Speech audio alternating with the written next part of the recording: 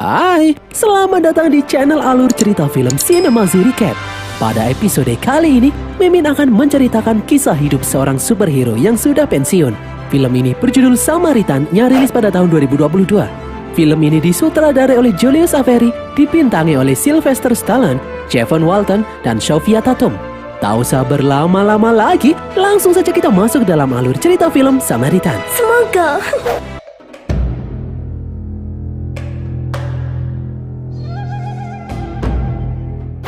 Dahulu kala, di kota Granit, ada saudara kembar yang memiliki kekuatan super. Si kembar ini bernama Samaritan dan Nemesis.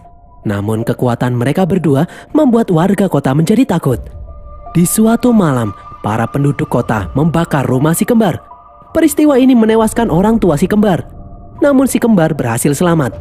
Setelah kejadian itu, si kembar pun berpisah.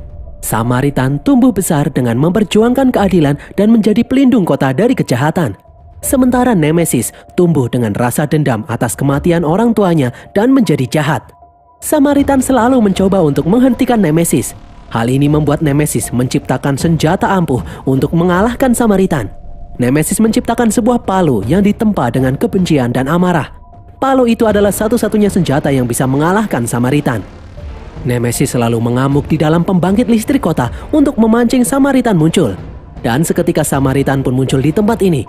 Kakak beradik itu pun langsung bertarung dengan sengit. Pertarungan keduanya mengakibatkan ledakan dahsyat di pembangkit listrik kota, membuat kota gelap gulita. Nemesis dan Samaritan dikabarkan tewas dalam ledakan itu. Namun ada beberapa orang yang meyakini kalau Samaritan masih hidup hingga saat ini. 25 tahun kemudian, seorang bocah yang bernama Sam termasuk orang yang percaya kalau Samaritan masih hidup. Dia penggemar berat Samaritan.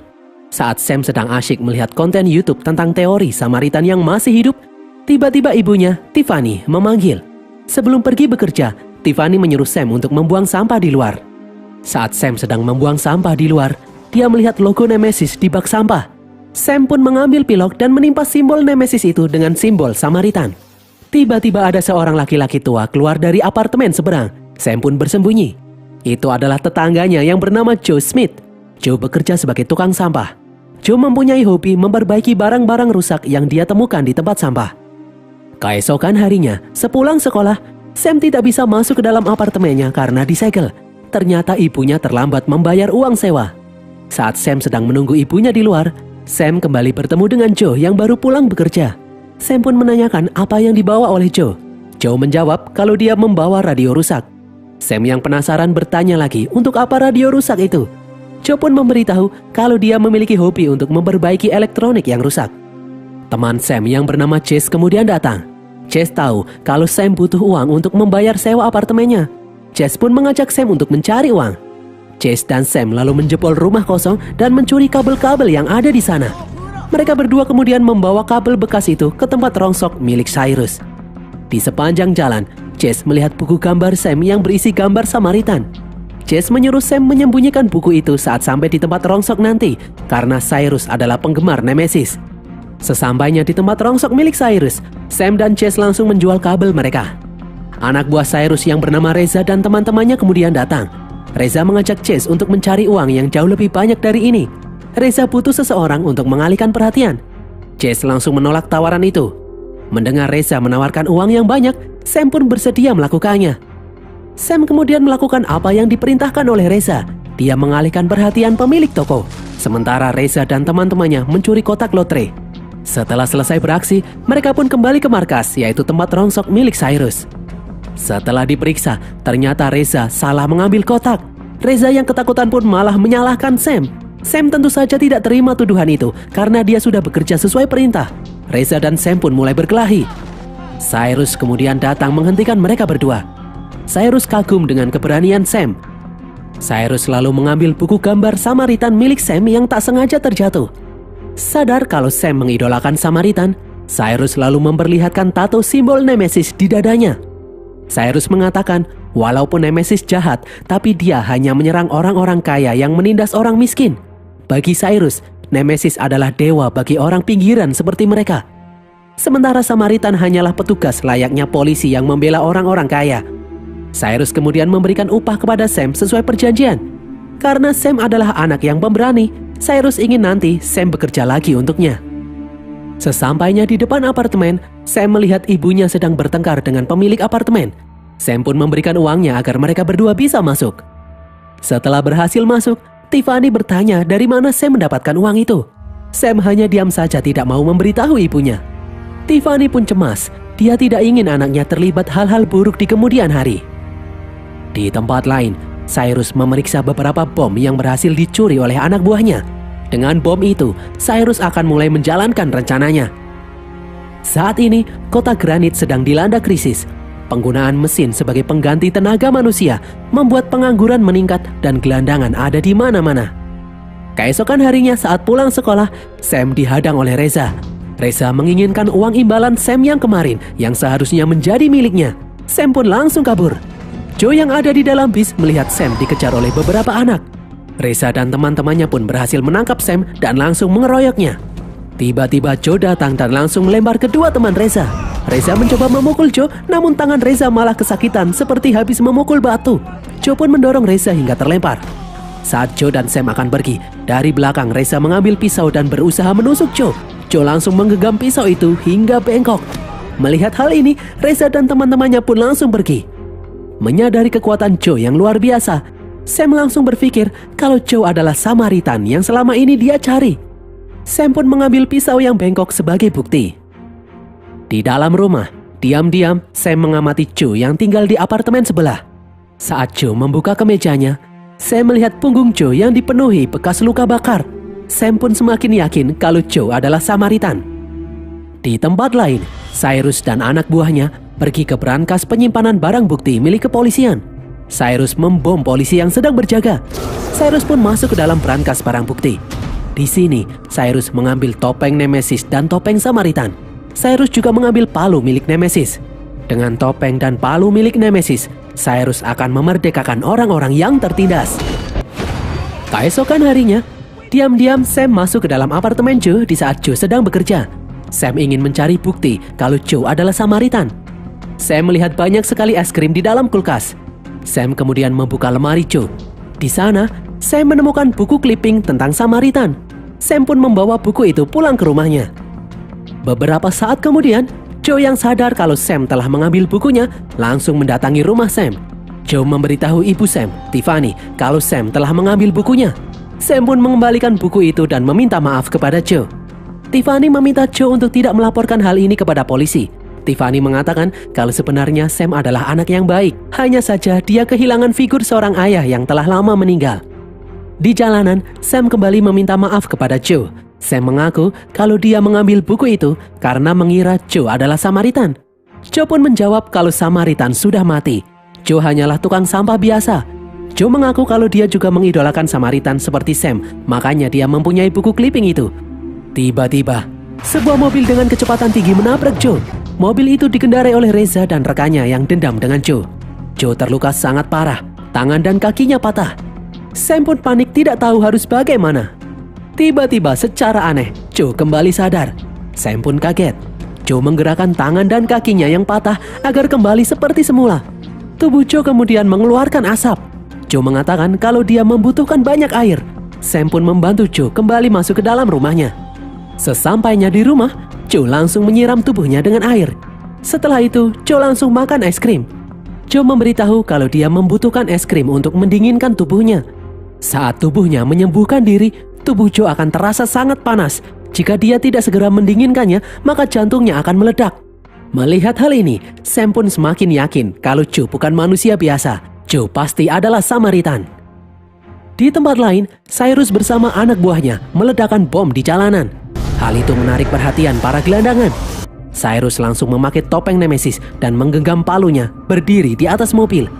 Cyrus mengajak warga untuk ikut dengannya mengambil alih kota dari tangan politisi korup dan orang-orang kaya yang menindas rakyat miskin. Semua orang pun bersorak menyambut ajakan Cyrus yang menyamar sebagai Nemesis ini. Pagi harinya, Sam mengikuti Joe yang akan menjual kamera bekas yang telah dia perbaiki. Sam sangat senang karena akhirnya dia tahu kalau Samaritan sang pahlawan kota masih hidup. Namun Joe bersikeras kalau dia bukanlah pahlawan. Saat akan masuk ke dalam toko, Joe ditabrak oleh seseorang. Namun malah orang itu yang mengancam Joe. Joe pun terlihat berusaha mengendalikan emosinya. Akhirnya Joe lah yang minta maaf. Melihat hal ini, Sam pun kecewa karena Joe tidak menghajar orang itu. Joe kemudian tak sengaja mematahkan gagang pintu saat akan masuk ke dalam toko. Fix, Sam pun semakin yakin kalau Joe adalah sang manusia super Samaritan. Joe pun akhirnya mengaku kalau dia memang manusia super. Joe menyuruh Sam merahasiakan hal ini dari siapapun. Sam pun berjanji kalau dia tidak akan memberitahu siapapun mengenai hal ini. Sam sangat senang karena dia bisa berteman dengan superhero, karena Sam merasa kalau dirinya adalah seorang pengecut yang bisanya cuma kabur kalau ada masalah. Joe pun berkata, kadang-kadang kabur adalah pilihan yang tepat. Hanya orang bodoh lah yang berkelahi di jalanan, karena Sam bisa kehilangan nyawa untuk alasan yang tidak jelas. Joe lalu melihat jam tangan milik Sam yang rusak. Joe pun meminjam jam tangan itu. Joe berjanji akan memperbaikinya untuk Sam. Keesokan harinya, Sam meminta Joe mengajarinya bertarung. Awalnya Joe menolak, namun Sam terus-terusan memaksanya. Akhirnya Joe pun bersedia. Joe dan Sam berlatih di rooftop gedung. Sam menunjukkan kemampuan berkelahinya. Sam mencoba memukul perut Joe, namun malah tangan Sam sendiri yang terkilir.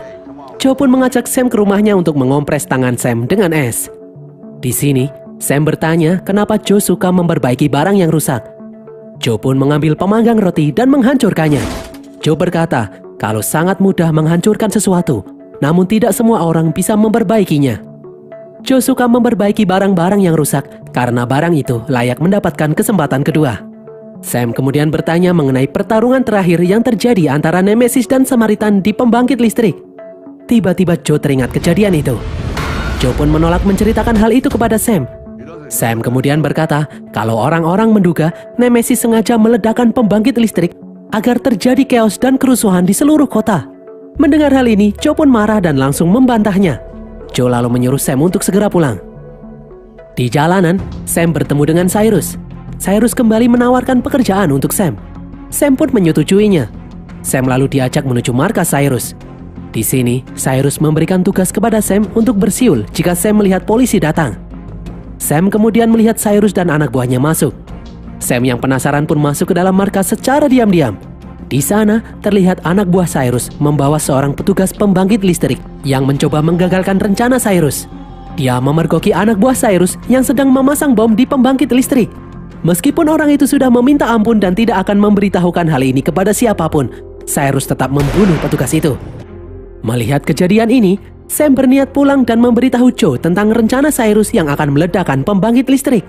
Namun di tengah jalan, dia melihat Chase dikeroyok oleh Reza dan teman-temannya. Sam yang tidak tega melihat Chase dipukuli, secara refleks menghantam Reza. Namun Sam tidak sempat kabur dan akhirnya dikeroyok oleh Reza dan anak buahnya hingga pingsan. Reza lalu membawa Sam yang tak sadarkan diri ke rumahnya. Dari jauh, Reza dan teman-temannya melihat Joe dari jendela. Reza yang ketakutan pun langsung kabur. Joe kemudian membawa Sam ke rumah sakit tempat ibunya bekerja. Di tempat lain, Reza melaporkan kepada komplotannya kalau Joe masih hidup. Mereka pun tidak percaya karena mereka sudah jelas-jelas menabrak Joe dengan sangat keras. Mobil yang mereka gunakan juga sampai rusak parah. Mendengar hal ini, Cyrus pun penasaran. Cyrus menyuruh anak buahnya untuk menangkap Joe. Di jalanan, Joe yang sedang berjalan diikuti oleh beberapa anak buah Cyrus. Mereka lalu memaksa Joe untuk ikut. Namun Joe dengan tegas menolak. Mereka pun berusaha menangkap Joe dengan paksa. Namun Joe bukanlah lawan mereka. Joe bahkan tidak bergeming saat dihujani tembakan. Joe melempar musuh hingga menembus dinding. Tanpa Joe sadari, seorang bocah perempuan melihat perkelahian itu. Gadis itu menanyakan bagaimana Joe bisa sekuat itu. Di jalanan, semua pengguna jalan merekam kejadian ini. Dari belakang, seseorang lalu melempar sebuah bom ke arah Joe. Joe langsung menarik si bocah dan membalik mobil dengan satu tangan dan berlindung dari ledakan bom. Semua orang yang ada di sana pun takjub melihat kekuatan Joe. Joe kemudian kabur saat polisi datang. Berita tentang kekuatan Joe ini pun disiarkan di televisi. Semua orang mengira kalau Joe adalah Samaritan yang kembali muncul untuk melawan pasukan Nemesis. Di dalam rumahnya, Joe terlihat sedang mengemasi barang-barangnya.